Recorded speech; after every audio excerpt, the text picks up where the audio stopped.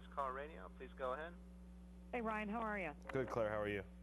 I'm good, thank you. I guess I'm going to ask you what changes that you've noticed or you know are coming up at Stewart-Haas Racing, how much you've been to the shop, and, you know, if anything is real different over there, what you've found as you've gotten started. Well, I have kind of spent some time vacationing, which I don't typically do, just because it is vacation time. Chrissy and I went to Idaho, do some snowmobiling through New Year's, and then came back and went on a little man trip, went hunting up in Illinois, and got back and doing a little bit of work this week. But just in general, Tony Gibson, Tony Stewart, Darian Grubb, all those guys, Bobby Hutchins are working on putting the family tree together. They've done a great job, in my opinion, so far.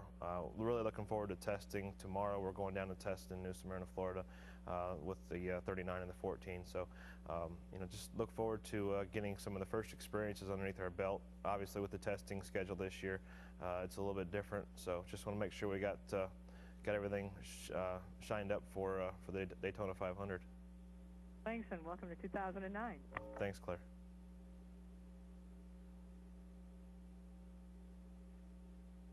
Our next question is from Keith Merritt from the Palm Beach Post. Please go ahead.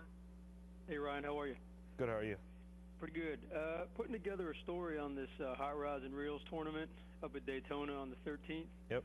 And had a chance to speak with Daryl Gwynn yesterday, actually, about it, and got a little bit of information from him. He actually mentioned that you and Tony are the two best fishermen he has out there.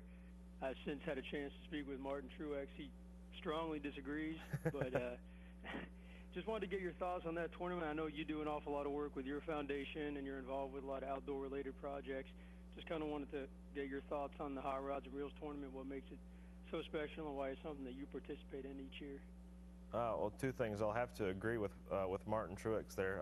He did win our celebrity portion of the Ryan Newman Foundation fishing tournament, so he's got that feather in his cap. Tony wasn't there to try to beat him. Or actually, yeah, Tony was there, and he did beat us both. So the bottom line was Martin's one up on us right now. But Daryl Gwynn's Hot Rods and Reels deal is just it's a win-win for me. I really enjoy fishing, but I also like helping out and making a difference. And with what Daryl and his foundation does for the paralyzed people, and in specific some of the paralyzed kids that get to put a smile back on their face for the first time in a long time, that's what's really neat. Usually every event he has a wheelchair giveaway, and or gets given away to somebody that's deserving of it. And I believe this year the Outdoor Channel is helping out to add a little promotion for the event. So from a foundation standpoint and a charity standpoint, Daryl does a great job, and really like being part of it.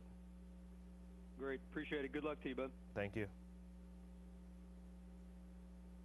Our next question is from Jason Sholin from NASCAR.com. Please go ahead. Hey, Ryan, in last year's Daytona 500, you passed Tony Stewart in the last half lap or so to win the race. Now, pretend it's the 2009 Daytona 500. It's you and Tony again. What do you do this time now that he's your boss? Well, if we had to do the same thing last year and replay it, I would anticipate Tony pulling up in front of my line, and I would push Tony ahead, knowing that I would be his teammate. So either way, Tony knows I'm a racer, and he knows he's a racer, and we'll race to the end. But we'll not sacrifice each other's performance to do that. That's the most important thing. Thanks, Ryan. Good luck defending. Thank you. Our next question is from Tom Jensen from SpeedTV.com. Please go ahead. Hi, Ryan. Starting off with a new team, and now that you've been there a little bit, what are your realistic expectations for the year? What do you think the team can do? I am confident coming out of the box that we'll be a contender at the Daytona 500. I feel that there's going to be some things that we'll have to learn, but I think as a group with our team, with the U.S. Army Chevrolet, that the people that we have with Tony Gibson and his group that came over from DEI, and all the other people that were there from Haas Racing, that we'll be competitive. I feel with the Hendrick components, Tony and myself, and Darian Grubb and Tony Gibson, that there's no reason we're not. Secondly, goal-wise, our goal is for both cars to make it into the chase. Once we're in the chase, we'll determine how strong of a contender we are for the championship. Thank you. Thank you. Our next question is from Joe Menzer from NASCAR.com. Please go ahead. Hey, Ryan. Hey, Joe. I'm just wondering if now that you've had a chance to kind of interact with Tony in his new role as owner, if you've got any good Tony stories. Has he surprised you with anything, or has it been about what you expected? No, I'd say the one thing that stands out in my mind when you asked me that was Tony's kind of welcoming into his family, and when I say family, I don't mean Stewart-Haas Racing. I mean he invited my wife Chrissy and I up to his place. They did a charity hunt with Johnny Morris from Bass Pro Shops and Bill Jordan from Realtree Outdoors, and gave a little girl who is ill an opportunity to shoot a deer, and she did, and put a smile on her face. So just a situation like that to do something good with my owner and other people is something I didn't really expect, and I'm happy to be a part of.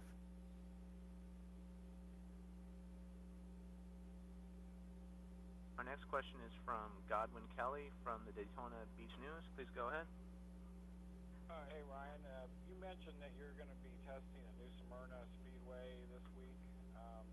How much testing have you guys been able to do in the wintertime? We tested once at the Big Rockingham track, and just a one-day test, just to kind of get to meet and know each other on the radio as well as person to person. And you know, this will be, I think, our last test before the season starts. So I don't think that there's a necessary need in testing to the point that we're, you know, going out there to make cars faster. I believe that as an organization and as a team, we can make the cars fast in the shop, be prepared to come off the truck, and without testing, be competitive. Tony is a Daytona boy, so I've got a particular interest in him. How's the communication between you guys? You know, I know you guys are just starting, but I mean, have you gelled yet, or do you speak the same language? Honestly, that's what we're going to work on tomorrow when we go to New Smyrna. He's going to be there. We'll have the 14 and 39 cars there. For me, it's important to understand what his balance feels like, and vice versa. For Darian Grubb and Tony Gibson to work together, understand when Tony says the car's loose, that it's drivable or undrivable for me, and vice versa. So those are the things that we'll work on from a communication standpoint, from a teamwork standpoint, within the drivers and the crew chiefs and the teams tomorrow, to be prepared not just for Daytona but for California.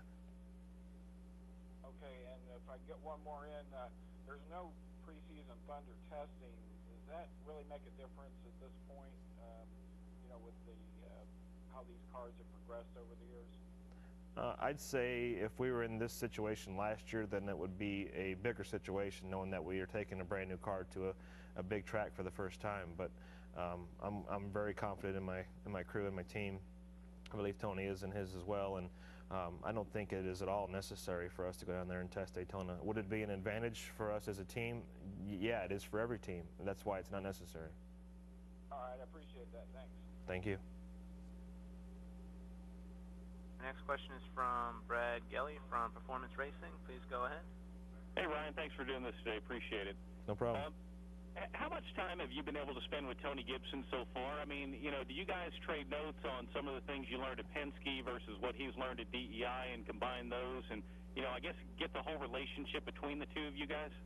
I got to know Tony a little bit more towards the end of the season, and his wife Beth, and really think a lot of him. He's very much like Tony and I, and enjoys the outdoors, fishing and hunting, things like that. So that's nice that you can connect outside of the racetrack. But his experience, his personality, his understanding of the way Hendrick Motorsports works in respect to the things that we do, and at Stewart-Haas Racing in conjunction with Hendrick Motorsports.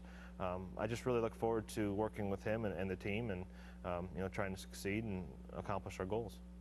How have things been with the Army sponsorship? Have you gotten to do anything with the Army yet, or do you have anything planned in the near future? Yeah, yesterday I went to Fort Bragg with some of the members of the team. That was really a treat. It was a lot of fun. Shot some guns, did some simulation things. They fired a few bombs off, shot guns inside of a 20 by 20 room with rubber walls, and I was in on part of that. And the coolest thing I'd say was to be in their vertical wind tunnel, which was the simulation for basically